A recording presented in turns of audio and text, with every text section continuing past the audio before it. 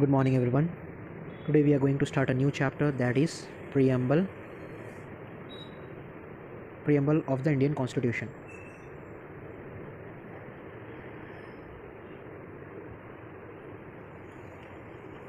Open your books and study with me. I'm Lakshmikant. This is the fifth chapter of M. Lakshmikant. The American constitution was the first to begin with the preamble. तो America का जो constitution था वो पहला constitution था जिन्होंने preamble अपने constitution में रखा था. Many countries including India follow this practice.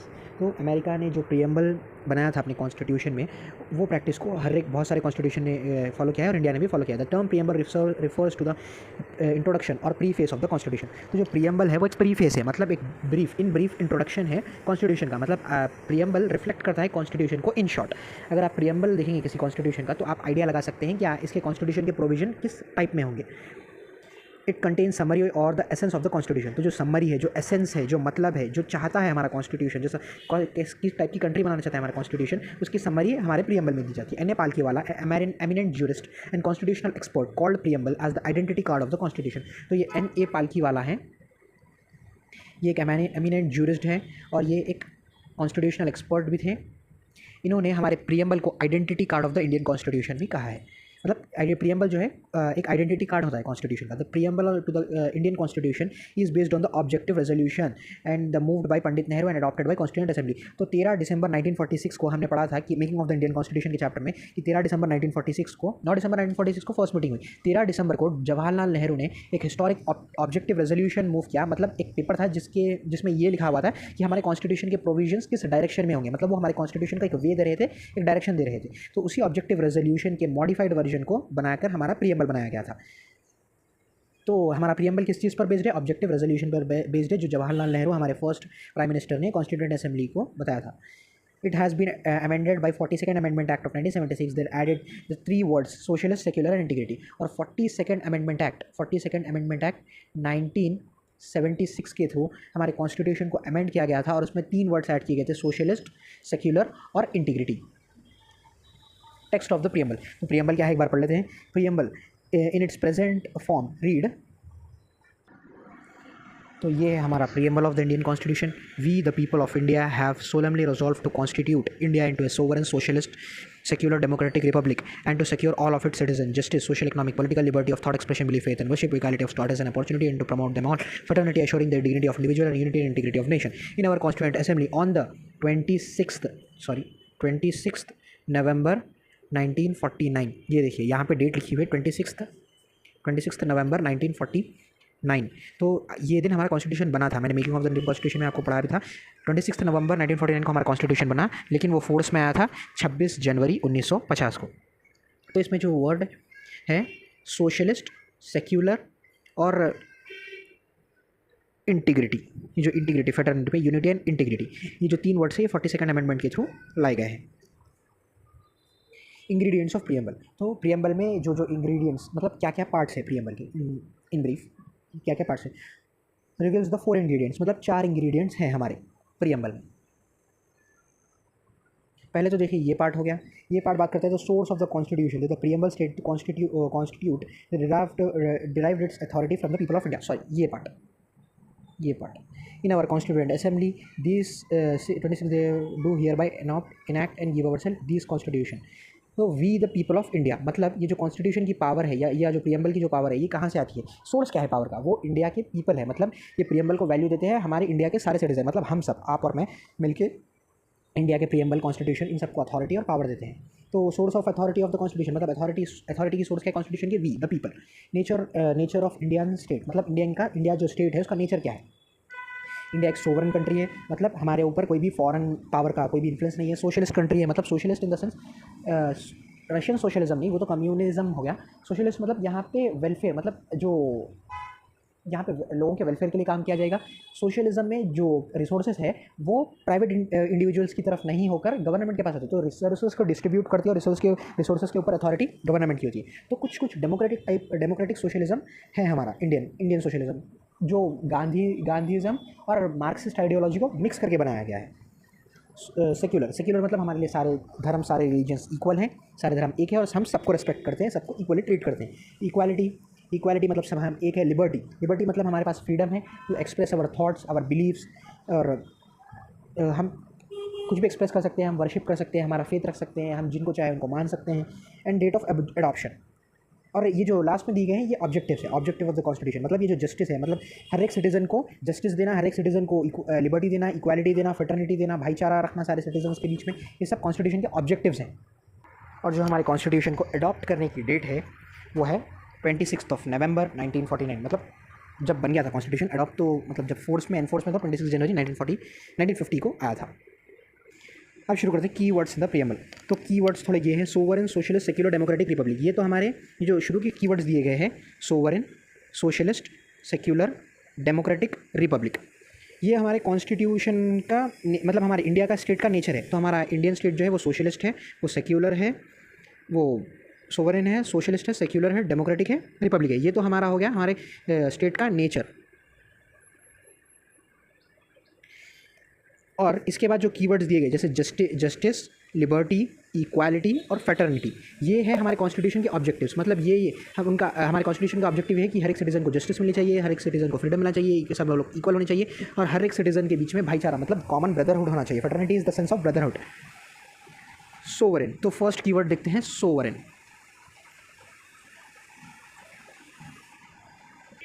तो sovereign, the word sovereign implies that the India is neither dependency nor dominion of any other nation but an independent state.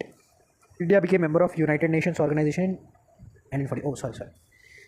Till the passage of Indian Independence Act 1947, India was in dependency of the colony. तो sovereign word, ये जो word sovereign है, इसका मतलब ये है कि India किसी कंट्री के ऊपर डिपेंडेंट नहीं है और किसी का डोमिनियन भी नहीं। अब डिपेंडेंसी और डोमिनियन के बीच का फ़र्क समझिए। Dependency, till the passage of Indian Independence Act 1947 the India was dependency मतलब कॉलोनी ऑफ ब्रिटिश एम्पायर। मतलब डिपेंडेंसी वो कंट्री हो जाती है, सपोज कीजिए एक कंट्री दूसरी कंट्री के ऊपर रूल कर रही है, तो जो दूसरी कंट्री जो रूल हो रही है, जो इसकी कॉलोनी है, वो डिपेंडेंट हो गई इस कंट्री के ऊपर। तो 1947 से पहले हम ब्रिटेन के डिपेंडेंट थे। From 15 August 1947 to 26 January 1950, India's political status was dominion in the British Commonwealth of Nations। तो 1947 से लेके 1950 तक, 26 जनवरी 1950 जब हमारा कॉन्स्टिट्यूशन फोर्स में आया था, तो तब तक हम थे ब्रिटिश के डोमिनियन मतलब हमारे पास डोमिनियन स्टेटस मतलब आप एक्सटर्नल अफेयर्स में ब्रिटेन मतलब जो आपकी जो हेड कंट्री है उसके इंस्ट्रक्शंस पे काम करोगे, लेकिन जो इंटरनल मैटर्स है उन पर खुद ही डिसीजन लोगे, तो वो हो गया डोमिनियन। लेकिन सोवरेन, ये जो वर्ड है सोवरेन हमारे प्रियम्बल में, ये कहता है कि ना ही इंडिया किसी की डिपेंडेंसी है, ना ही किसी का डोमिनियन है, लेकिन एक इंडिपेंडेंट स्टेट है। India's political status was dominion in the British Commonwealth nation from 15 August 1947 to 26 January 1950. India ceased to be a Britain dominion on 26 November 1950 by declaring herself a sovereign republic. तो 26 जनवरी 1950 के बाद India ने खुद को हटा दिया और ये कहा कि हम ब्रिटेन के डोमिनियन नहीं हैं और हम खुद को सोवरेन रिपब्लिक डिक्लेयर करते हैं। लेकिन पाकिस्तान जो है वो ब्रिटेन का डोमिनियन रहेगा 1956 तक। So there is no authority above it and it is free to conduct its own affair both internal and external। इसका मतलब सोवरेन का मतलब ये है कि वो इंडिया हम हमारी खुद की अथॉरिटी, किसी के अंडर हम काम नहीं करते हैं, हम फ्री हैं, हम कोई भी अफेयर्स पे खुद डिसीजन ले सकते हैं, हमारे ऊपर किसी की भी अथॉरिटी नहीं है। दो इन 1949 India declare the continuation of her full membership of the Commonwealth of Nation and accepted the British Crown as the head of the Commonwealth nation. This extra constitutional declaration does not affect the sovereignty in the manner।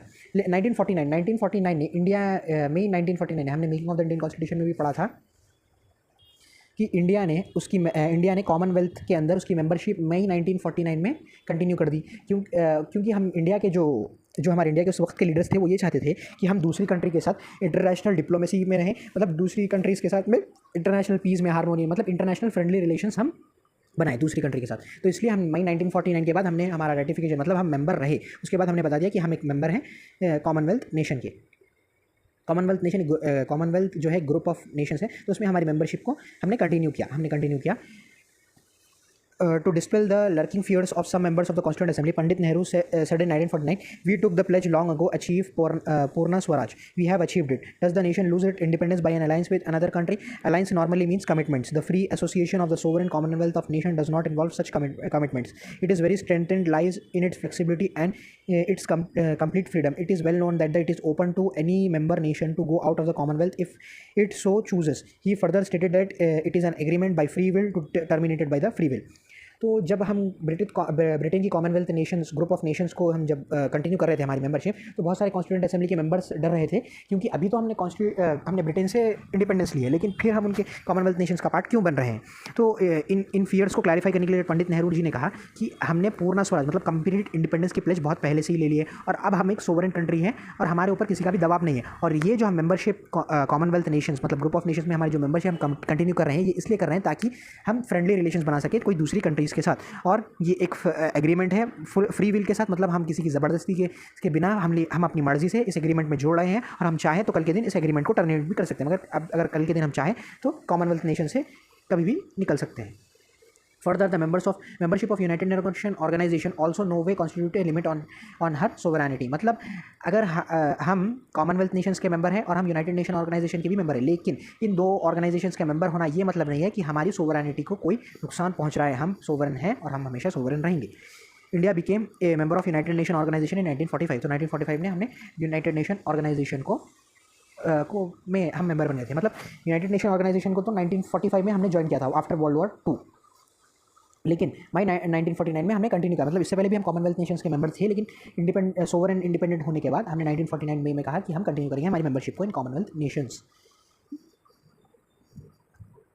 Being a sovereign state, India can either acquire a foreign territory or secede a part of its territory in favor of a foreign country।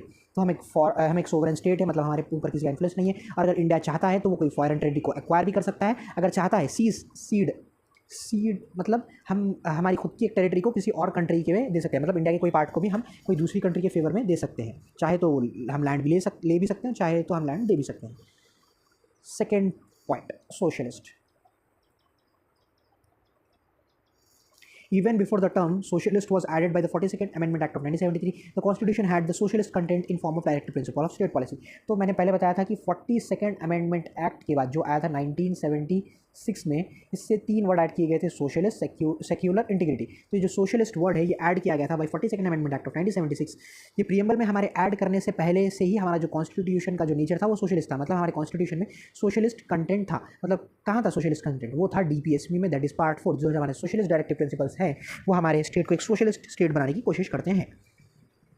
In other words, with was hitherto implicit in the constitution has now been made an explicit। implicit तो एक होता है implicit मतलब जो जाहिर नहीं किया जाता, मतलब इनडायरेक्टली उसका मेथड, मतलब वो वर्ड्स में प्रॉपरली एक्सप्रेस नहीं है, लेकिन कंटेंट है वो एक्सप्रेसली वर्ड्स में मतलब खुलकर नहीं बताया गया है, इनडायरेक्टली बताया गया। तो ये है इम्प्लिसिट। तो जो सोशलिस्ट का कॉन्सेप्ट था हमारे कॉन्स्टिट्यूशन में इम्प्लिसिट था, लेकिन अब 42nd अमेंडमेंट एक्ट ऑफ 1976 के बाद जो हमारे इम्प्लिसिट सोशलिस्ट का कंटेंट था उसको एक्सप्लिसिट मतलब क्लियरली वर्ड्स में बता दिया गया है, और हमारे जो प्रीएम्बल है उसमें डाल दिया गया है वर्ड सोशलिस्ट।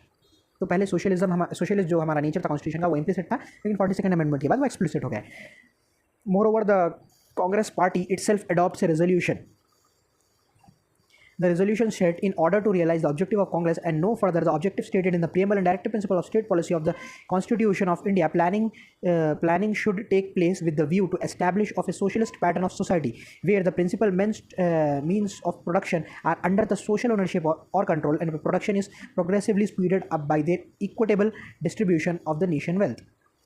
मतलब इंडियन नेशनल कांग्रेस का एक सेशन हुआ था, इंडियन नेशनल कांग्रेस का एक रेजोल्यूशन अडॉप्ट किया था उन्होंने। कौन सा सेशन में? आबादी सेशन में उन्होंने ये डिसाइड किया कि इंडिया जो है आने वाले समय में सोशलिस्ट पैटर्न फॉलो करेगा। 1955 में, मतलब हमारी 1955 में एक आबादी सेशन हुआ था। उस आबादी सेशन में हमारी इंडियन नेशनल कांग्रेस ने ये डिसाइड किया कि हम हमारा पैटर्न रखेंगे सोशलिस्ट, मतलब जो मींस ऑफ प्रोडक्शन है वो गवर्नमेंट के हैंड में होंगे और गवर्नमेंट लोगों के वेलफेयर के लिए और ऐसा डिस्ट्रीब्यूट करेगी नेशन की वेल्थ को, मतलब हमारी जो कंट्री की वेल्थ है उसको ऐसा डिस्ट्रीब्यूट किया जाएगा कि सबके पास बराबर का हिस्सा जाए, मतलब ऑलमोस्ट इनइक्वालिटीज़ को मिनिमाइज करने की कोशिश की जाएगी। Notably the Indian brand of socialism is a democratic socialism. मैंने ऑलरेडी आपको बताया कि तो हमारा इंडिया का सोशलिज्म है वो कम्युनिस्टिक सोशलिज्म, मतलब जो स्टेट सोशलिज्म है उससे अलग है। Notably the brand of socialism in a democratic the Indian brand of socialism is democratic socialism and not communistic socialism, also known as state socialism, which involves the nationalisation of all means of production and distribution and abolition of private property. तो हमारा जो socialism है India का socialism वो democratic socialism है, वो communism नहीं है। मतलब जो स्टेट सोशलिज्म और कम्युनिज्म एक ही बात है, जहाँ पे नेशनलाइजेशन मतलब हर एक सेक्टर का नेशनलाइजेशन होता है। पब्लिक मोनोपोली होती है, गवर्नमेंट की मोनोपोली होती है हर एक सेक्टर में, और वहाँ प्राइवेट प्रॉपर्टी एग्जिस्ट नहीं करती। और production, distribution, all means of production सब गवर्नमेंट के हैंड में होते हैं। डेमोक्रेटिक सोशलिज्म में मिक्स्ड इकोनॉमी होती है, जहाँ पे पब्लिक और private sector side by side exist करते हैं। मतलब वहाँ पे पब्लिक प्रॉपर्टी भी होगी, प्राइवेट प्रॉपर्टी भी होगी।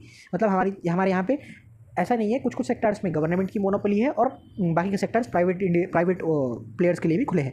As supreme court said that the democratic socialism aims to end poverty, ignorance and diseases, inequality of opportunity. मतलब सुप्रीम कोर्ट ने ये कहा है कि हमारा जो डेमोक्रेटिक सोशलिज्म है, इसका एम क्या है? इसका एम है गरीबों को हटाना, जो इग्नोर्ड सेक्शन ऑफ सोसाइटी है, मतलब जिनको कोई अटेंशन नहीं मिलता, जिनके लिए कोई भी स्कीम्स नहीं बनते, मतलब जिनके वेलफेयर के लिए कुछ भी नहीं किया जाता, उसको हटाने की कोशिश की जाएगी, डिसीजेस को कम किए जाएंगे और जो सबको बराबर की अपॉर्चुनिटी मिलनी चाहिए, मतलब इनइक्वालिटी ऑफ अपॉर्चुनिटी को खत्म करने की बात की गई है। सुप्रीम कोर्ट ने ये कहा है कि इंडियन सोशलिज्म मतलब डेमोक्रेटिक सोशलिज्म है वो पावर्टी को हटाना, डिसीजेस को कम करना, वेलफेयर मतलब हर एक सेक्शन का वेलफेयर और सबको बराबर की अपॉर्चुनिटी मिले, ये इसलिए काम करता है। और प्राइम मिनिस्टर इंदिरा गांधी, जो हमारी फर्स्ट लेडी प्राइम मिनिस्टर थी, उन्होंने कहा we have always said that we have our own brand of socialism. मतलब इंदिरा गांधी जी ने कहा कि हमारा जो इंडिया का जो सोशलिज्म का ब्रांड है वो सबसे अलग है, हमारा खुद का एक सोशलिज्म है। We nationalise those sector where we felt necessity, just nationalisation is not our type of socialism. मतलब इंदिरा गांधी जी का कहना ये है कि नेशनलाइजेशन मतलब पब्लिक, कोई भी सेक्टर पे पब्लिक की मोनोपोली, गवर्नमेंट की मोनोपोली तभी आएगी जब गवर्नमेंट को लगेगा कि ज़रूरी है, जैसे कि nuclear plant, nuclear research centres, railways. तो ऐसी जगहों पे जहाँ पे गवर्नमेंट को लगता है कि नेशनलाइजेशन ज़रूरी है, वहीं गवर्नमेंट नेशनलाइजेशन करेगी, गवर्नमेंट अपने मोनोपोली रखेगी। सिर्फ नेशनलाइजेशन करना हमारे इंडिया के सोशलिज्म का एम नहीं है। Indian socialism is blend of Marxism and Gandhism, heavily leaned towards the Gandhian socialism. तो Nakara versus Union of India case 1982 में सुप्रीम कोर्ट ने कहा कि जो हमारा इंडिया का सोशलिज्म है वो मार्क्सिज्म, जो मार्क्सिस्ट आइडियोलॉजी है, कार्ल मार्क्स की आइडियोलॉजी और गांधीइज्म है, उसको मिक्स करके बनाया गया है और थोड़ा हमारा सोशलिज्म गांधीयन आइडियोलॉजी की तरफ टिल्ट है। A new economic policy of 1981, liberalization, privatization, and globalization, however, diluted the socialist credentials of the Indian state. तो हमारी जो नई लिबरलाइजेशन पॉलिसी थी, ग्लोबलाइजेशन प्राइवेटाइजेशन की और लिबरलाइजेशन प्राइवेटाइजेशन ग्लोबलाइजेशन की, उसने हमारे सोशलिस्ट कंटेंट को थोड़ा डाइल्यूट कर दिया। मतलब हमारा जो सोशलिस्ट फीचर था उसको थोड़ा कम कर दिया, लेकिन पूरी तरह से ख़त्म नहीं है।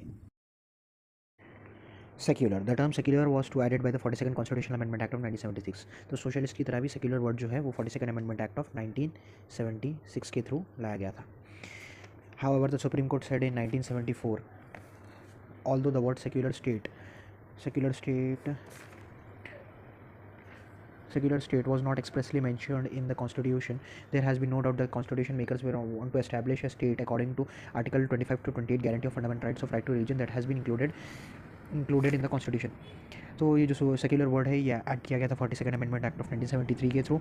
और सुप्रीम कोर्ट में 1974 में GP Pant University of Agriculture and Technology versus state of Uttar Pradesh के एक केस में जो 2000 में हुआ था, सुप्रीम कोर्ट ने ये कहा कि भले ही जो सेक्युलर वर्ड है वो हमारे कॉन्स्टिट्यूशन में, जब ओरिजिनली हमारा कॉन्स्टिट्यूशन बना था 1949 में, उसमें एक्सप्रेसली ये वर्ड सेक्युलर मेंशन नहीं था, लेकिन ये कोई डाउट नहीं है जो कॉन्स्टिट्यूशन मेकर, जो हमारी कॉन्स्टिट्यूएंट असेंबली में जो हमारे कॉन्स्टिट्यूशन मेकर्स बैठे थे, वो चाहते थे कि एक ऐसा स्टेट जहाँ पे सेक्युलरिज्म हो, और वो सेक्युलरिज्म को प्रमोट करने के लिए उन्हें आर्टिकल 25 to 20 मतलब right of freedom of religions को ऐड किया है। The Indian constitution embodied the positive concept of secularism, that is all religions in the country irrespective of the strength have same status and support from the state। The Union Law Minister H.R. Gokhale defined this context, there will be freedom, liberty of faith and worship, however the religion you belong to। तो Indian constitution में जो concept of secularism है वो positive concept है। मतलब दुनिया के secularism से हमारा सेक्युलरिज्म अलग है। हमारा पॉजिटिव कॉन्सेप्ट ऑफ सेक्युलरिज्म मतलब सारे religions irrespective of their strength, मतलब चाहे आपके रिलीजन को ज़्यादा पॉपुलेशन आपके रिलीजन को फॉलो कर रही है या कम पॉपुलेशन, स्ट्रेंथ मैटर नहीं करती। सारे रिलीजन्स हमारे लिए एक है, सब रिलीजन्स का स्टेटस एक है, सब रिलीजन्स को इक्वल सपोर्ट मिलेगा फ्रॉम द गवर्नमेंट। जो हमारे लॉ मिनिस्टर थे HR गोखले, उन्होंने ये कॉन्सेप्ट को डिफाइन किया कि आपके पास फ्रीडम होगा, आपके पास फेथ होगा, भरोसा और वर्शिप करने का राइट होगा, चाहे कोई भी रिलीजन को आप बिलोंग करते। The state will not have anything to do as a state with an religion except to treat every religion equally, but the state will not have any foundation of religion. तो state के पास religion से कुछ मतलब state religion matters पे ज़्यादा interfere नहीं करेगा, और करेगा तो भी सारे रिलीजन को इक्वली ट्रीट करेगा। सिमिलरली Gajendra Gadkar, एक former Chief Justice of India, defines secularism as an Indian constitution in the following way: the state does not owe loyalty to any particular religion as such. It does not irreligious or anti-religious. It gives equal freedom to all religions. तो जो हमारे chief justice, जो former chief justice थे गजेंद्र गडकर, उन्होंने ये कहा कि हमारा इंडियन जो सेक्युलरिज्म है वो कोई भी एक स्पेसिफिक रिलीजन, एक पर्टिकुलर रिलीजन के लिए लॉयल नहीं है, वो एंटी रिलीजन और इरिलीजन भी नहीं है, वो प्रो रिलीजन है, but the state and the government will treat every religion equally and every religion have equal freedom and everyone have right to follow their respective religions. Democratic. The term democratic is derived from two Greek words demos and katria, meaning people rule. तो democracy जो word है ये दो Greek word से लिया गया है, एक है डेमोस, दूसरा है क्राटिया. तो ये जो वर्ड डेमोस है इसका मतलब है पीपल, क्राटिया मतलब रूल. जो अगर डेमोक्रेसी की डेफिनेशन देखा जाए in a broad sense, broadly speaking, democracy means the rule of people.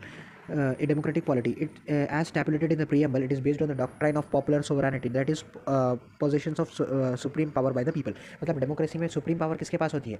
People के पास, मतलब हम सिटीजन्स के पास. डेमोक्रेसी में अल्टीमेट पावर हम पीपल के पास है, because our representative is governing us and we have the right to choose our representative. So ultimately the power lies in our hands. Democracy are of two types, direct and indirect. तो दो तरीके की democracy, एक direct और दूसरी है indirect. In direct democracy people exercise their supreme power directly as in the case of Switzerland. तो direct democracy का एग्जाम्पल है स्विट्जरलैंड.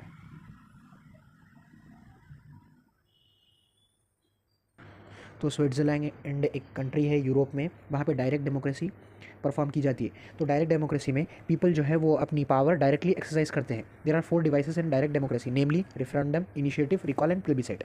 तो डायरेक्ट डेमोक्रेसी में 4 डिवाइसेस होते हैं: रेफरेंडम, इनिशिएटिव, रिकॉल, प्लेबिसाइड. तो समय पहले देखते हैं referendum. Referendum is a procedure whereby a propose legislature is referred to an electorate for the settlement by their direct votes. तो जो लेजिस्लेचर होता है, जो लॉ पास करता है, अगर वो कोई एक टेंस सिचुएशन में आ जाए, मतलब कोई सिचुएशन में लेजिस्लेचर को कोई डिसीजन लेना है, तो वो इलेक्टोरेट मतलब जो वोटर्स हैं, जो कंट्री के जो एलिजिबल वोटर्स हैं, उन पर इस मैटर पर वोट करने को कहेगा, और जो मेजॉरिटी पब्लिक का ओपिनियन रहेगा वो लेजिस्लेचर उस डिसीजन को करेगा. तो रेफरेंडम में जो वोटर्स हैं वो डायरेक्टली पार्ट लेते हैं in the decision making of the country. Initiative is a method by means of which people can propose a bill to the legislature for the enactment. तो इनिशिएटिव में क्या होता है, जो पीपल मतलब जो वोटर्स हैं वो एक बिल प्रपोज करते हैं लेजिस्लेचर को कि आप इस बिल को लॉ बनाइए, आप इस बिल को प्रपोज कीजिए. तो रेफरेंडम में तो पीपल का ओपिनियन लेजिस्लेचर लेती है, और जो ओपिनियन मैक्सिमम पीपल वोट करते हैं वही डिसीजन लिया जाता है. लेकिन इनिशिएटिव में जो बिल है वो वोटर्स खुद प्रपोज करते हैं to the legislature. Recall, it is a method by which the voters can remove a representative और an officer before expiry of a terms when he fail to discharge his duty properly. तो suppose कीजिए एक public office है, वहाँ पे candidate job कर रहा है, मतलब वो कैंडिडेट ने उस पब्लिक ऑफिस को एक्वायर कर लिया है और वो वहाँ पे जॉब कर रहा है. तो पीपल बाय द वोट, जो वोटर्स हैं वो वोट करके इस रिप्रेजेंटेटिव को इस ऑफिस से निकाल सकते हैं, मतलब इसको जॉब से निकाल सकते हैं बिफोर हिज एक्सपायरी, मतलब जब वो रिटायर होगा उसके रिटायरमेंट से पहले ही उसे उसकी जॉब से निकाल सकते हैं, डिस्चार्ज कर सकते हैं, क्योंकि वो उसकी ड्यूटीज़ प्रॉपरली नहीं निभा रहा था. Plebiscite is a method of obtaining opinion of people on any issue of public importance. It is generally use to resolve the territorial disputes. तो प्लेबिसाइड एक मेथड है जहाँ पे पीपल का ओपिनियन बाई वोटिंग, लोगों का ओपिनियन मांगा जाता है कोई भी इंपॉर्टेंट मैटर पे, जनरली टेरिटोरियल डिस्प्यूट्स को सॉल्व करने के लिए प्लेबिसाइड यूज़ किया जाता है. व्हेन वहाँ पे इस पर टेरिटोरियल डिस्प्यूट्स, अगर लोग से ये पूछा जाता है कि ये एरिया कौन सी कंट्री में आना चाहिए, तो पीपल वोट करते हैं और डिसीजन जो कंट्री के फेवर में जाते हैं वो कंट्री में वो एरिया और पीपल मर्ज हो जाते हैं. तो रेफरेंडम में कोई लेजिस्लेचर कोई डिसीजन पे पीपल का वोट के थ्रू ओपिनियन लेगा. इनिशिएटिव में जो बिल है वो वोटर्स प्रपोज करेंगे लेजिस्लेचर को. रिकॉल में कोई रिप्रेजेंटेटिव को आप उसकी एक्सपायरी से पहले ही निकाल सकते हैं. और प्लेबिसाइड में लोगों का ओपिनियन माना जाता है कोई भी एक इंपॉर्टेंट मैटर पे. ये प्लेबिसाइड जनरली प्लेसेस मतलब टेरिटोरियल डिस्प्यूट्स के लिए यूज़ होता है. इन direct democracy on the other hand representative elected by the people exercise the supreme power, thus carry on the government and make the laws. तो direct democracy में तो people खुद directly participate करते हैं इन द डिसीजन मेकिंग, लेकिन indirect democracy में लोग जो है अपने रिप्रेजेंटेटिव को इलेक्ट करते हैं, मतलब जो वोटर्स हैं वो अपने एक रिप्रेजेंटेटिव को चुनते हैं, वो रिप्रेजेंटेटिव सुप्रीम पावर को एक्सरसाइज करता है और लॉज को बनाता है. This type of democracy also known as representative democracy is of two kinds, parliamentary and presidential. तो ये जो इनडायरेक्ट डेमोक्रेसी है इसको रिप्रेजेंटेटिव डेमोक्रेसी भी कहा जाता है, क्योंकि हम हमारे रिप्रेजेंटेटिव को चुन रहे हैं और वो representative on behalf of the voters वो अपनी सुप्रीम पावर एक्सरसाइज कर रहा है और लॉज को बना रहा है. तो ये हमारे यहाँ पे रिप्रेजेंटेटिव को हम चुन रहे हैं, तो दिस इज रिप्रेजेंटेटिव डेमोक्रेसी. तो democracy of two types, direct and indirect, and this indirect democracy is further divided into parliamentary form of democracy and presidential form of democracy.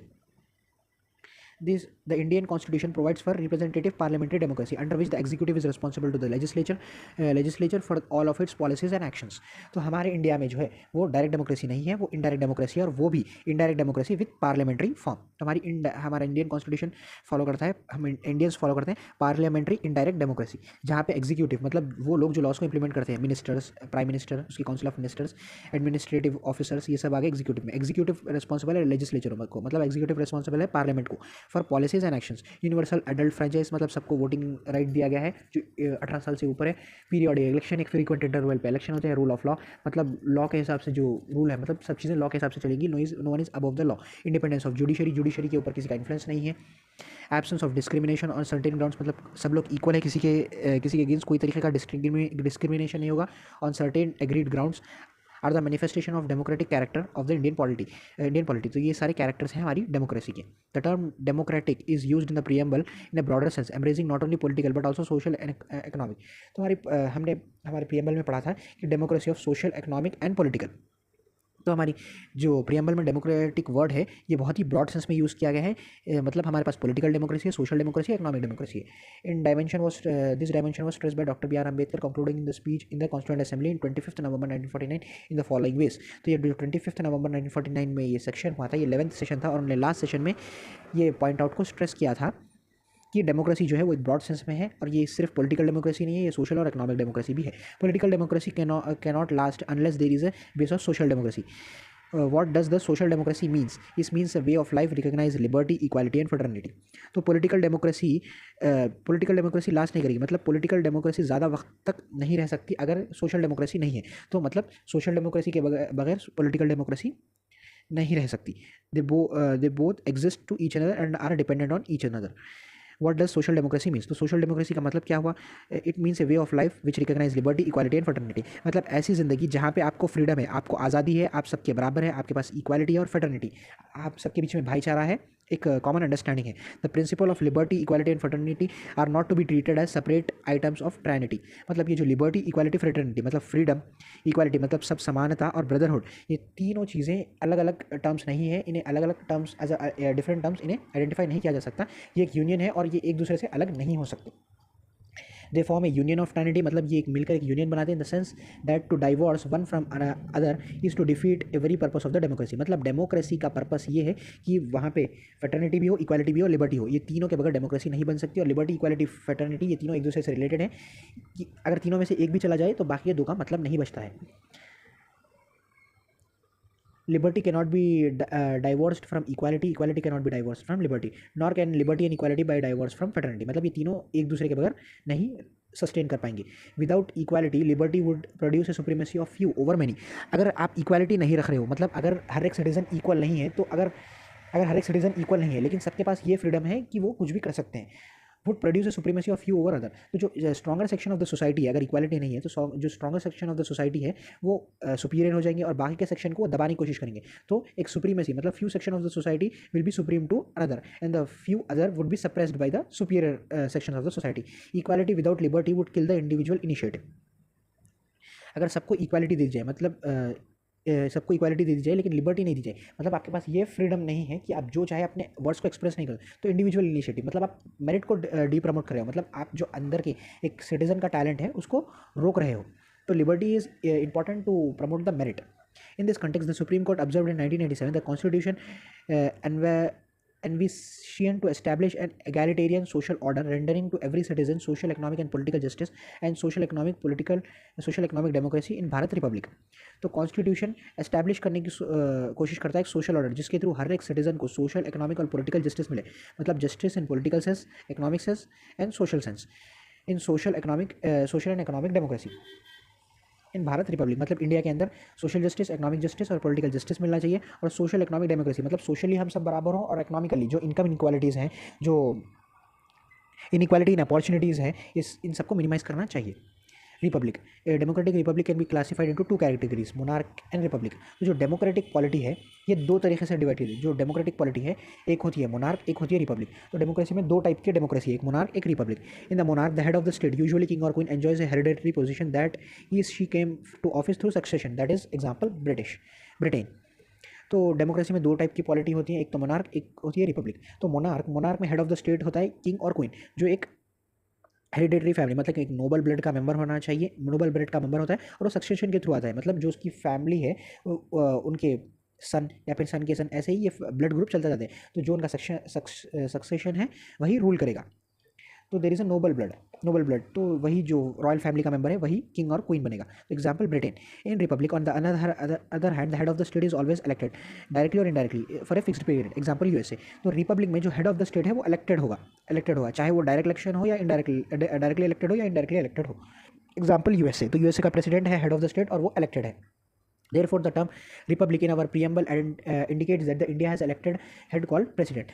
तो रिपब्लिक ये दर्शाता है कि हमारा इंडिया का जो हेड ऑफ द स्टेट है वो प्रेसिडेंट, वो इलेक्टेड है, वो कोई नोबल ब्लड से नहीं है, वो कोई मोनार्क नहीं है, हमने इलेक्ट करके, हम चूज़ करके प्रेसिडेंट को वो पोजीशन पे पहुंचाया। ही और she is elected indirectly for a fix period of 5 years। तो प्रेसिडेंट जो है वो इनडायरेक्टली इलेक्टेड है और वो 5 years, every 5 years there are presidential elections. Republic also means two things, one vesting political sovereignty in the people, not in the single individual like king. तो जो Republic है वो दो चीज़ें सिग्निफाई करता है। पहली चीज़ जो पॉलिटिकल सोवरेनिटी है, मतलब जो पॉलिटिकल फ्रीडम है, जो पॉलिटिकल पावर है वो लोगों के पास है, ना कि एक सिंगल इंडिविजुअल के पास है, जैसे कि कोई। तो यहाँ मोनार्किज्म में तो ज़्यादातर powers head of the state king के पास कॉन्सेंट्रेट हो जाती है। Second, the absence of privilege class and hence the public officers are open to every citizen without any discrimination. और यहाँ पे जहाँ पे मोनार्किज्म होता है वहाँ पे वो जो नोबल ब्लड, जो किंग की फैमिली होती है, वो एक प्रिविलेज्ड क्लास हो जाती है। लेकिन रिपब्लिक में कोई भी एक प्रिविलेज्ड क्लास नहीं होती है, सब लोग इक्वल होते हैं। और जो पब्लिक ऑफिस, मतलब जो पब्लिक गवर्नमेंट जॉब्स होती है वो सबके लिए ओपन है विदाउट एनी डिस्क्रिमिनेशन। आप कंप्लीट कीजिए और ऑफिस को एक्वायर कीजिए। Justice, the term justice in the preamble embrace the distinct forms social, economic and political justice secured through the various provisions of fundamental rights and DPSP। तो जो justice है वो justice भी broad sense में लिखा गया है हमारे कॉन्स्टिट्यूशन में। There is social justice, economic justice and political justice, और इन तीनों का एनफोर्स करने के लिए फंडामेंटल राइट्स और DPSP में प्रोविजंस किए गए हैं। Social justice denote equal treatment of all citizen without any social distinction based on caste, colour, race, sex, religion and so on. तो जो सोशल जस्टिस है, सोशल जस्टिस का मतलब ये है कि सबको इक्वली ट्रीट किया जाए, सबको एक समान देखा जाए, हर एक सिटीजन को बिना किसी डिस्क्रिमिनेशन के। और डिस्क्रिमिनेशन क्या बेस पर नहीं कर सकते आप? कास्ट के बेस पर, कलर के बेस पर, रेस के बेस पर, रिलीजन के बेस पर, सेक्स के बेस पर और सो ऑन। तो इन बेसिस पे आप डिस्क्रिमिनेशन नहीं कर सकते। मेरिट के बेस पे डिस्क्रिमिनेशन किया जा सकता है। अगर कोई बंदा ज़्यादा टैलेंटेड है, कोई बंदे के पास ज़्यादा एबिलिटी है, वो ज़्यादा हार्ड वर्किंग है, तो उस बेसिस पे डिस्क्रिमिनेशन किया जा सकता है। It means absence of privileges being extended to any particular section of the society and improvement of the condition of backward classes ST, ST, OBCs and womens. तो मतलब किसी के पास कोई स्पेशल प्रिविलेजेस नहीं है, सब लोग इक्वल है, और कोई particular section of the society के पास कोई प्रिविलेजेस, स्पेशल ट्रीटमेंट नहीं दिया जाएगा कोई भी सेक्शन ऑफ सोसाइटी को। Every section of society is equal in front of government. लेकिन SC, ST एंड OBC के लिए इंप्रूवमेंट के लिए कुछ कंडीशन, मतलब उनके लिए कुछ प्रोविजंस बनाए जाएंगे, ताकि ये जो वीकर सेक्शन है, ये जो बैकवर्ड सेक्शन है, SC, ST, OBCs और वुमेंस, इनको ऊपर उठने का मौका मिले। Economic justice denote non discrimination between people on the basis of economic factors. तो इकोनॉमिक जस्टिस ये कहता है कि डिस्क्रिमिनेशन नहीं होना चाहिए पीपल के बीच on the basis of economic factors. It involves elimination of glaring of inequalities in wealth, income and property. तो इकोनॉमिक जस्टिस ये करने की कोशिश करता है कि जो इनइक्वालिटीज़ हैं वेल्थ में, मतलब वेल्थ एक जगह कॉन्सेंट्रेट हो रही है, एक जगह फुल पॉवर्टी है, इनको अवॉइड करता है, इनकम इनइक्वालिटीज़ को रोकता है और प्रॉपर्टी इनइक्वालिटीज़ हो। एक combination of social justice and economic justice known as distributive justice. मतलब सोशल जस्टिस और इकोनॉमिक जस्टिस को अगर आप मिला लोगे तो आप बनाओगे distributive justice. Political justice implies that all citizens should have equal political rights, equal access to political office, equal voice in the government. तो ये जो political justice है ये तो हमारे full fledged इंडिया में परफॉर्म होता है, हम सबके पास पॉलिटिकल जस्टिस है। इसका मतलब है सबके पास बराबर के पॉलिटिकल राइट्स है, सबको पब्लिक ऑफिस पे एक्सेस मिलेगा, सबको हक मिलेगा बात करने का in the government. The idea of social economic and political justice are taken from the Russian revolution. तो ये जो सोशल इकोनॉमिक और पॉलिटिकल जस्टिस की बात की गई है ये ली गई है रशियन रेवोल्यूशन से, जो 1917 में हुआ था। Liberty, the term liberty means the absence of restraint on the activities of individual and at the same time providing opportunities for the development of individual personality.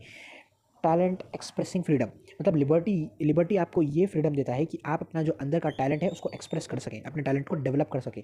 तो लिबर्टी का मतलब ये है कि आपके ऊपर कोई भी रेस्ट्रेन नहीं होगा आपकी एक्टिविटीज़ में, अनलेस वो एक्टिविटीज़ दूसरों को परेशान ना करें। At the same time provides opportunity for the development of individual personality, मतलब आपकी पर्सनैलिटी को डेवलप करने के लिए आपके पास आपको अपॉर्चुनिटीज़ प्रोवाइड करेगी government. Preamble securing to all the citizens of India liberty of thought, expression, belief, faith and worship through their fundamental rights enforceable in the courts in case of violation. तो preamble जो है हर एक citizen को liberty मतलब freedom देता है thought सोचने का, वो सोच को एक्सप्रेस करने का, अपने बिलीव्स को रखने का, अपने फेथ को रखने का, अपनी वर्शिप करने का, और इन सबको वो देता है थ्रू फंडामेंटल राइट्स। तो liberty is enforced by fundamental rights, enforced by fundamental rights which are enforceable in the court। अगर fundamental rights violate हो रहे हैं तो आप कोर्ट में जाके जस्टिस मांगिए। Liberty as elaborated in the preamble is very essential for successful function of the Indian democracy। तो जो लिबर्टी है प्रीएम्बल में दी गई वो बहुत ही इंपॉर्टेंट, बहुत ही ज़रूरी कॉन्सेप्ट है जिसकी वजह से हमारा डेमोक्रेसी सक्सेसफुल वर्क करेगा। मतलब लिबर्टी के बगैर डेमोक्रेसी सक्सेसफुल नहीं है। However, liberty does not mean license to do what one like and has to be enjoyed within the limits of mentioning in the constitution itself। तो liberty आपके पास एक unlimited right नहीं है, liberty में कुछ limitations हैं जो कॉन्स्टिट्यूशन में मेंशन किए गए और आने वाली क्लासेस में हम पढ़ेंगे। In brief, liberty conceived in the parliament और the fundamental rights is not absolute but qualified.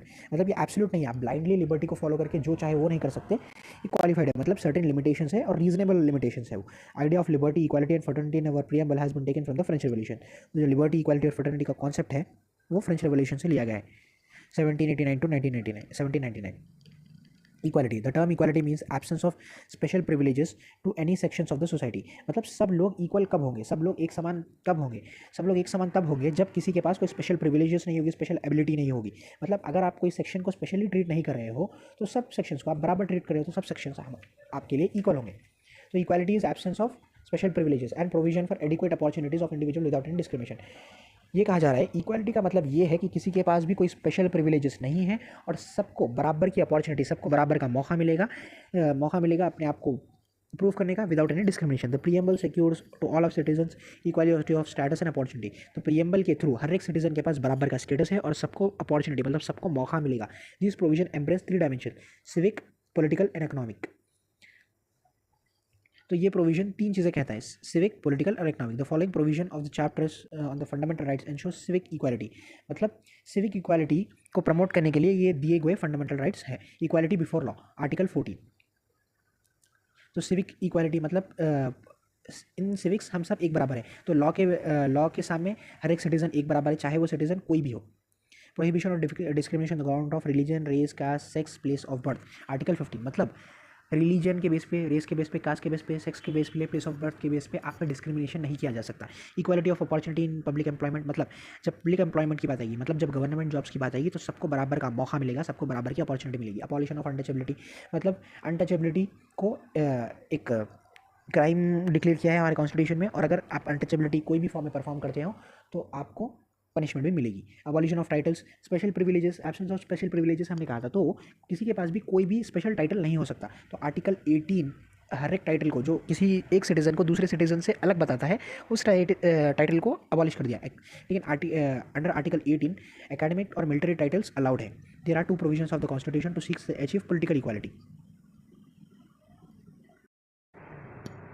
There are 2 provisions in the constitution that seeks to achieve political equality। मतलब पॉलिटिकली हम सब इक्वल रहें, ये इंश्योर करता है ये 2 प्रोविजंस कॉन्स्टिट्यूशन, मतलब कॉन्स्टिट्यूशन के 2 प्रोविजंस है वो हमें पॉलिटिकली इक्वल बनाते हैं। 1, no person shall be declared ineligible for inclusion in the electoral rolls on the grounds of religion, race, caste और सेक्स, आर्टिकल 325। आर्टिकल 325 के अकॉर्डिंग आप रिलीजन के बेस पे, रेस के बेस पे, कास्ट के बेस पे, जेंडर के बेस पे किसी भी इंडियन सिटीजन को इलेक्टोरल रोल से नहीं निकाल सकते, मतलब आपके पास आपका जो वोटिंग राइट है, मतलब इलेक्टोरल जो लिस्ट आती है उससे आप नाम नहीं निकाल सकते on the basis of religion, race, caste and gender. Two elections to the Lok Sabha and the state assemblies to be on the basis of adult franchise, article 326। तो जो लोकसभा के इलेक्शंस है और जो स्टेट लेजिस्लेटिव असेंबली के इलेक्शंस है वो on the basis of universal adult suffrage के थ्रू किए जाएंगे, मतलब जो भी 18 ईयर्स से ज़्यादा है वो एलिजिबल वोटर्स हैं, under article 326। Directive principles of state policy 39, secure men and women equal right to an adequate means of livelihood and equal pay for equal work। तो under article 39 clause A, all the citizens man और women have the right to means of adequate livelihood, मतलब हर किसी को livelihood मतलब एक ऐसी job मिल जाए जिससे वो अपनी ज़िंदगी बिता सके, उनके पास ये राइट है। ये DPSP है, ये नॉन जस्टिसेबल है। और under article 39 clause D, equal pay for equal work for both man and women, मतलब अगर कोई लेडी और कोई मैन अगर बराबर का काम कर रहे हैं, मतलब जितना काम, अब एग्जांपल 100 ईंटें उठा के यहाँ से वहाँ रखनी है, पॉइंट ए से पॉइंट बी तक 100 ईंटें पहुँचानी है, अगर वो आदमी मेल कर रहा है या वो काम एक फीमेल कर रहा है, कोई भी कर रहा हो, अगर आपको 100 ईंटें यहाँ से वहाँ पहुँचाई जा रही है तो आप दोनों को इक्वली पे करोगे। सो अंडर आर्टिकल 39 ये बताया गया है। Fraternity means the sense of brotherhood, मतलब फेटर्निटी मतलब एक आइडिया जिसमें सबके बीच में भाईचारा होगा, मतलब भाई एज अ सिटीजन हम एक दूसरे को भाई की तरह ट्रीट करेंगे, हमारे बीच में हार्मोनी होगी, फ्रेंड रिलेशंस होंगे, हम एक दूसरे के साथ कोऑर्डिनेट करेंगे। तो constitution promote this feeling of the fraternity by the system of single citizenship, मतलब अगर आपको ड्यूअल सिटीजनशिप दी जाएगी, अगर आप सेंटर के साथ साथ कोई एक स्टेट के भी सिटीजन हो, तो इससे आपके बीच में डिस्पैरिटीज़ मतलब डिफरेंसेस आना शुरू होंगे। अगर सिंगल सिटीजनशिप है तो मतलब आप एक इंडियन के सिटीजन हो, मतलब आप सबके पास एक ही सिटीजनशिप है, आप सब एक समान हो। Also fundamental duty article 51A says that it shall be the duty of every citizen of the India to promote harmony and the spirit of common brotherhood among all the people of India, transcending religion, linguistic and sectional diversities। मतलब article 51A मतलब जिसमें आपके fundamental duties mention है article 51A में, और ये 51A ये कहता है कि आपके पास ये ड्यूटी है कि आप को दूसरे सिटीज़न के साथ एक अच्छा फ्रेंडली रिलेशन प्रमोट करना है, हार्मनी प्रमोट करनी है, ब्रदरहुड को प्रमोट करना है, और बिना किसी रिलीजन के भेदभाव पर बिना कोई सेक्शनल टेंडेंसी के साथ आपको सोसाइटी में रहना है। Preamble declares that the fraternity has two things, the dignity of individual and unity and integrity of nation. तो मतलब जो एक इंडिविजुअल की सेल्फ रेस्पेक्ट है, जो उसकी डिग्निटी है, वो मेंटेन होनी चाहिए, और हमारा पूरा इंडिया एज अ यूनिट होना चाहिए, मतलब हम एज अ यूनिट काम करें, हमारा इंडिया इंटीग्रेटेड हो। The word integrated has been added by the preamble by 42nd amendment act of 1976। तो 42nd अमेंडमेंट एक्ट ऑफ 1976 से 3 वर्ड्स ऐड किए थे, सोशलिस्ट, सेक्युलर, इंटीग्रिटी। तो जो इंटीग्रिटी है वो 42nd अमेंडमेंट से ऐड किया गया था। According to K Munshi drafting committee के एक मेंबर थे, और ऑब्वियसली बात है कॉन्स्टिट्यूंट असेंबली के भी मेंबर थे। इन्होंने ये स्ट्रेस किया कि जो फ्रेज है dignity of individual signifies the constitution not only ensures the material betterment and maintain a democratic setup, but it also recognise that the personality of an individual is sacred. मतलब constitution में जो आपके जो betterment है वो material betterment के अलावा दूसरा बेटरमेंट, मतलब आपकी जो पर्सनैलिटी है उसको डेवलप करने का मौका मिलेगा।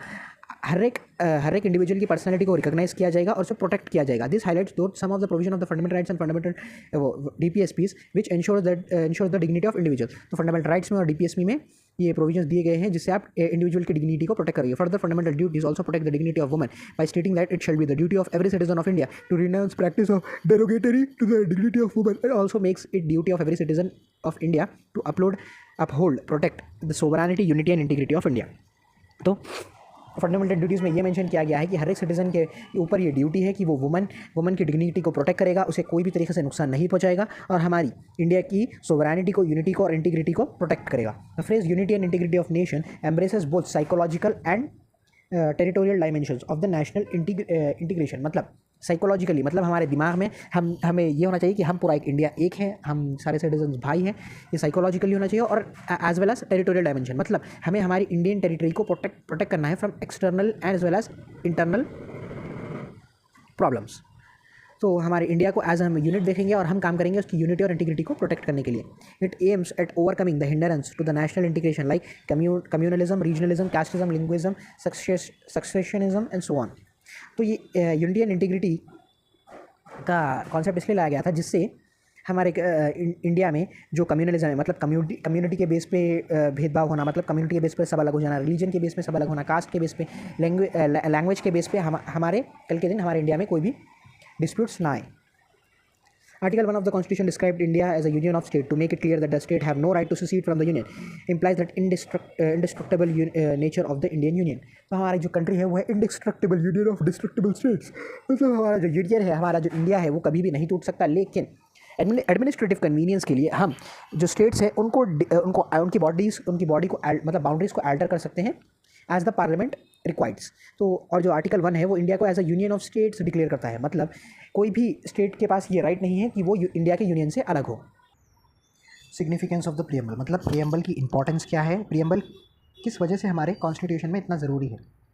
Preamble embodies a basic philosophy and fundamental values, political, moral and religious, on which our constitution is based. तो प्रियम्बल एक बेसिक फिलॉसफी बताता है, फंडामेंटल वैल्यूज़ बताता है. मतलब कॉन्स्टिट्यूशन की फिलॉसफी क्या है, कॉन्स्टिट्यूशन का एसेंस क्या है, वो हमारे प्रियम्बल में दिया गया है. कॉन्स्टिट्यूशन की सोच, मतलब जो हमारे कॉन्स्टिट्यूएंट असेंबली के मेंबर्स थे वो किस तरीके का स्टेट बनाने की कोशिश कर रहे थे, ये हम प्रियम्बल से पता कर सकते हैं. तो इसमें फंडामेंटल वैल्यूज़ है, जैसे कि पॉलिटिकल वैल्यूज़ है, मॉरल वैल्यूज़ है, रिलीजियस वैल्यूज़ है, जिसके ऊपर हमारा कॉन्स्टिट्यूशन बेस है. तो preamble is a face to the constitution. It is an in brief summary of the constitution. It contains grand and noble vision of the constituent assembly. मतलब जो vision, जो constituent assembly के लोगों का जो dream था, जो विजन था, जो इंडिया को जो किस टाइप का स्टेट बनाना चाहते थे, वो विजन हम प्रियम्बल के अंदर देख सकते हैं.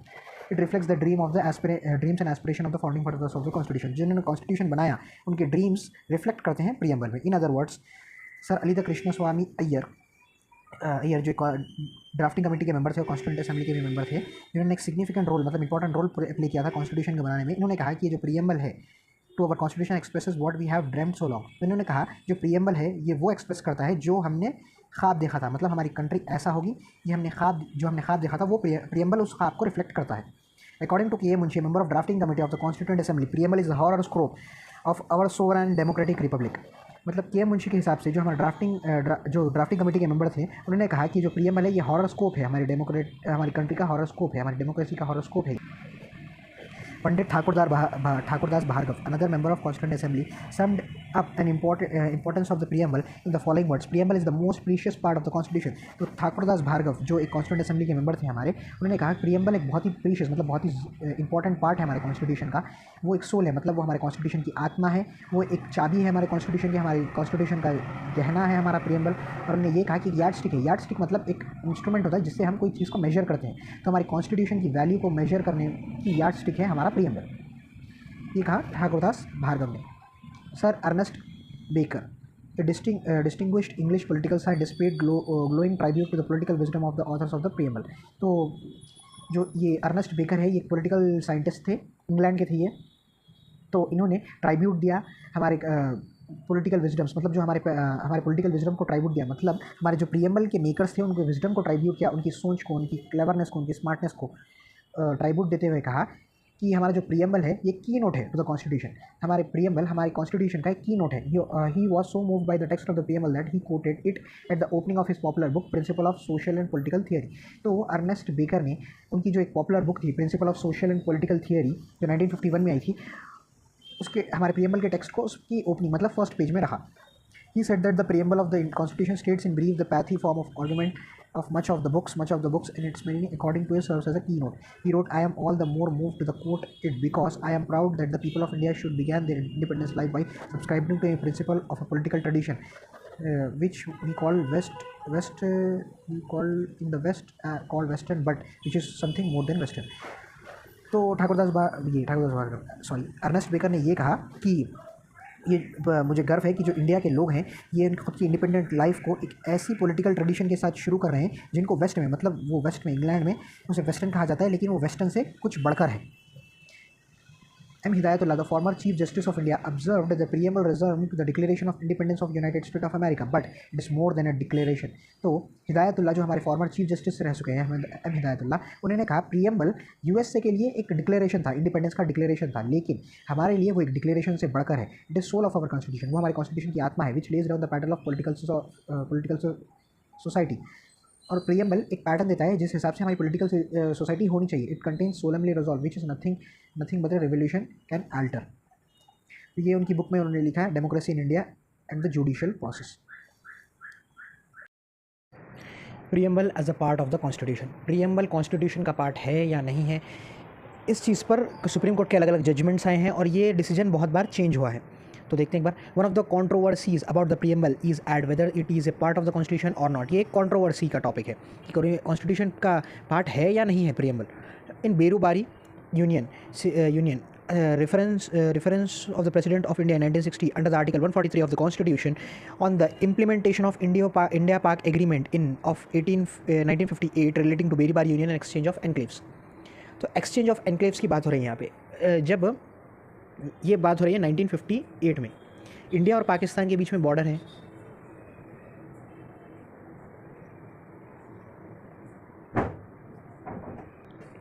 आज की डेट में ये पाकिस्तान नहीं है, आज की डेट में ये बांग्लादेश है. बांग्लादेश बना था 1971 में, लेकिन ये बात हो रही है 1958 की. तो तब ईस्टर्न पाकिस्तान था वो, तो हम एज अ पाकिस्तानी उसे देखेंगे.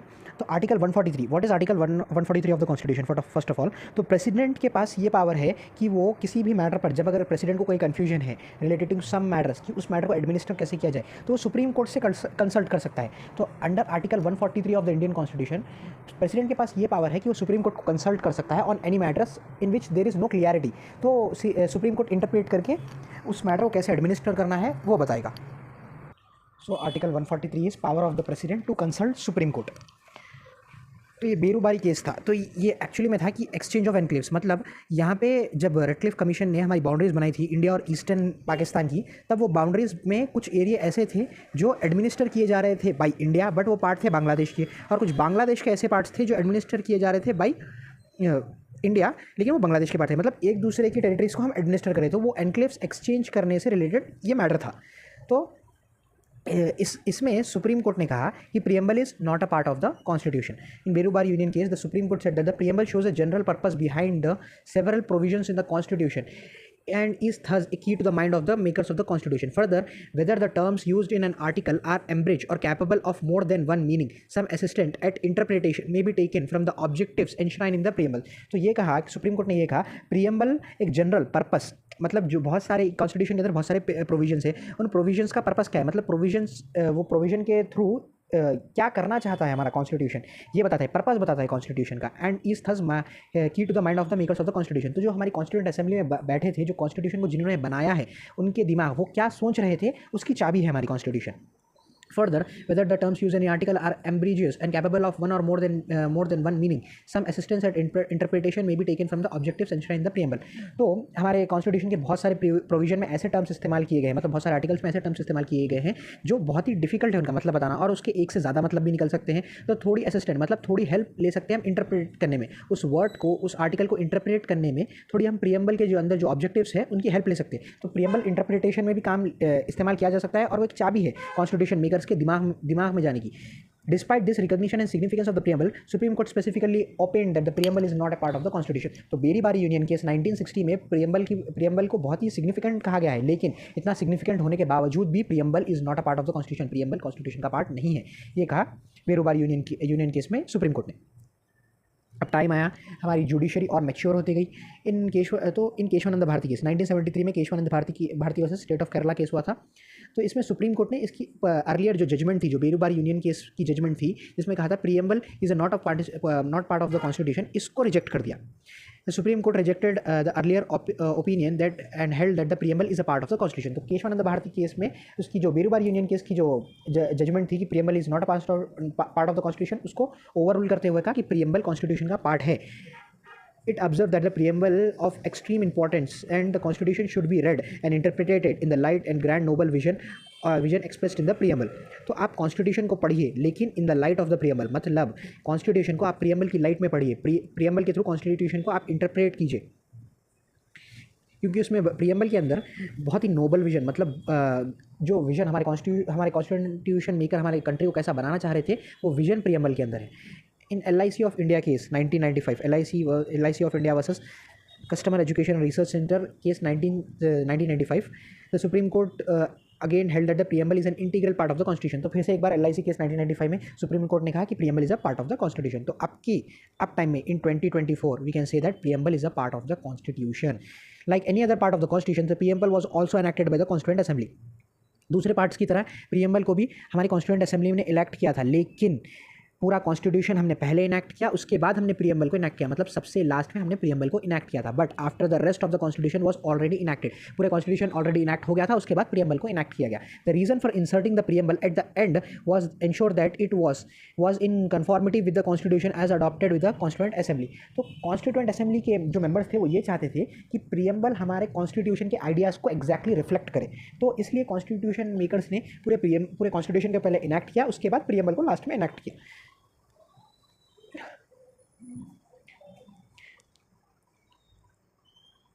While forwarding the preamble for votes, President of the Constituent Assembly said, "The question is that the preamble is a part of the Constitution." Constituent assembly debates, तो ये सोर्स है constituent assembly debate का। जब preamble हमारा forward हो रहा था तो प्रेसिडेंट, जो कॉन्स्टिट्यूएंट असेंबली के प्रेसिडेंट थे, उन्होंने कहा कि पहला सवाल तो ये है, क्या प्रीएम्बल एक कॉन्स्टिट्यूशन का पार्ट है? The motion was then adopted, hence the current opinion held by the supreme court that the preamble is a part of the constitution is consonant with the opinion of the founding fathers of the constitution, hence two things should be noted. The preamble is neither a source of power to the legislature nor prohibits upon the powers of the legislature. It is non-justiciable nature. That is, its provision are not enforceable in the court of law. तो preamble हमारे constitution का part है, ये declare किया गया था constituent assembly में, और ये लिखा हुआ है कॉन्स्टिट्यूएंट असेंबली डिबेट्स में। और सुप्रीम कोर्ट ने दो और चीज़ें कही कि प्रीएम्बल लेजिस्लेचर, मतलब जो हमारी पार्लियामेंट है, जो लॉज बनाती है, और जो हमारी स्टेट लेजिस्लेचर है वो भी लॉज बनाती है, तो ये हो गया लेजिस्लेटिव ऑर्गन्स ऑफ गवर्नमेंट। तो ना ही प्रीएम्बल सोर्स ऑफ पावर है लेजिस्लेचर का, ना ही वो प्रोहिबिट करता है upon the powers of the legislature, मतलब ना ही प्रीएम्बल पार्लियामेंट और स्टेट लेजिस्लेचर को कोई पावर्स देता है, ना ही उनकी पावर्स को रोकता है। और it is non justiciable, that is the provisions are not enforceable in the court of law. और वो नॉन जस्टिसेबल, जैसा DPSP और फंडामेंटल ड्यूटीज़ नॉन जस्टिसेबल है, वैसा प्रीएम्बल भी नॉन जस्टिसेबल है। तो मतलब अगर कोई प्रोविजंस उसके वायलेट होंगे तो वो कोर्ट में एनफोर्सेबल नहीं है। अमेंडेबिलिटी ऑफ द प्रीएम्बल, क्या प्रीएम्बल को अमेंड किया जा सकता है, और क्या प्रीएम्बल को अमेंड किया गया है? यस, प्रीएम्बल को अमेंड किया गया है by 42nd amendment act of 1976. The question as whether the preamble can be amended under Article 368 of the Constitution arises for the first time in the historic Keshwananda Bharati case in 1973. क्या preamble को under article 368 amend किया जा सकता है? ये सवाल पूछा गया था केशवानंद भारती केस 1973 में, क्योंकि 1973 केशवानंद भारती केस में ये कहा गया था कि प्रीएम्बल हमारे कॉन्स्टिट्यूशन का पार्ट है। उससे पहले तक बेरूबारी यूनियन केस में ये नहीं कहा गया था कि कॉन्स्टिट्यूशन, ये कहा गया था कि हमारे कॉन्स्टिट्यूशन का पार्ट नहीं है प्रीएम्बल। तो इसलिए ये सवाल उठा गया था केशवानंद भारती केस में। It was argued the preamble can not be amended as it is not a part of the constitution. तो ये कहा गया कि प्रीएम्बल अमेंड नहीं किया जा सकता क्योंकि कॉन्स्टिट्यूशन का पार्ट ही नहीं है, और अंडर आर्टिकल 368 आप अमेंड कर रहे हो कॉन्स्टिट्यूशन को। The petitioner contended that the amending power in the Article 368 cannot be used to destroy or damage the basic elements of the fundamental features of the Constitution which are enshrined in the preamble. तो supreme court ने यह कहा कि under article 368 आप constitution को amend कर सकते हो, पार्लियामेंट के पास ये पावर है, लेकिन आप जो बेसिक फीचर है, बेसिक एलिमेंट है, जो बेसिक स्ट्रक्चर है, जो बेसिक फंडामेंटल फीचर्स हैं हमारे कॉन्स्टिट्यूशन के, उनको डैमेज नहीं कर सकते, उनको डिस्ट्रॉय नहीं कर सकते, क्योंकि उन फंडामेंटल्स के, अगर आप उन फंडामेंटल्स को ही निकाल दोगे, उन बेसिक फीचर्स, बेसिक एसेंस को ही निकाल दोगे, तो कॉन्स्टिट्यूशन का मतलब ही नहीं बचेगा। तो जो बेसिक फीचर है हमारे प्रीएम्बल का और हमारे कॉन्स्टिट्यूशन का, वो अमेंड नहीं किया जा सकता। Supreme court however held that the preamble is a part of the constitution. Supreme court ने 1973 में कहा कि पार्ट है कॉन्स्टिट्यूशन का। The court stated that the opinion tendered by the Berubar Union in 1960 in this regard was wrong and held that the preamble can be amended subject to the condition that no amendment is done to the basic features. ये कहा गया कि बेरूबार union case में supreme court गलत थी, preamble हमारे constitution का part है और प्रीएम्बल को अमेंड भी किया जा सकता है, लेकिन वो अमेंडमेंट बेसिक फीचर को कुछ भी चेंज नहीं करेगा। In other words, the court held that the basic elements और the fundamental features of the constitution as contain in the preamble can not be altered by the amendment under article 368। तो supreme court ने ये कहा, जो basic features है, वो जो basic structure है, जो बेसिक एलिमेंट्स है, जो फंडामेंटल्स है हमारे प्रीएम्बल के अंदर, उनको अल्टर नहीं कर सकते आप under article 368। The court observe that the edifice of our constitution is based upon the basic element and mentioned in the preamble. तो जो हमारा कॉन्स्टिट्यूशन है ये बेसिक स्ट्रक्चर पे टिका हुआ है। अगर आप बेसिक स्ट्रक्चर को ही निकाल दोगे, आप प्रीएम्बल के अंदर भी कुछ बेसिक फीचर्स है, कुछ बेसिक स्ट्रक्चर के एलिमेंट है, अगर आप उनको ही निकाल दोगे तो कॉन्स्टिट्यूशन का कुछ मतलब नहीं बनेगा। If any of these elements are removed, the structure will not survive and it would not be the same constitution or it cannot maintain its identity. तो अगर आप बेसिक स्ट्रक्चर को हटा रहे हो तो हमारा जो पूरा कॉन्स्टिट्यूशन का स्ट्रक्चर है वो सर्वाइव नहीं कर पाएगा और एट द सेम टाइम उस हमारे कॉन्स्टिट्यूशन की कोई आइडेंटिटी नहीं बचेगी। An amending power can not be interpreted so as to confer the power on the parliament to take any other fundamental right और basic structure of the polity. तो amending power of the parliament के अंदर, मतलब parliament के पास under article 368 जो amending power है वो उतनी नहीं है कि आप फंडामेंटल यानी कि जो बेसिक फीचर्स हैं हमारे पॉलिटी के उनको आप निकाल दो। Preamble has been amended only once in 42nd Amendment Act of 1976, which added 3 words socialist, secular, integrity to the preamble. This amendment was held to be valid. Supreme court में जब 1975 से 77 तक तो एमरजेंसी चली, उस दौरान ही 42nd अमेंडमेंट आया था, लेकिन उसके बाद जब सुप्रीम कोर्ट में 42nd अमेंडमेंट चैलेंज हुआ था तब सुप्रीम कोर्ट ने कहा कि 42nd अमेंडमेंट वैलिड है, मतलब टोटली अमेंडमेंट पूरा वैलिड नहीं था, ये प्रोविजंस वैलिड है, जो आपने प्रीएम्बल को चेंज किया वो वैलिड है। तो ये ख़त्म होता है हमारा preamble of the constitution chapter. Thank you.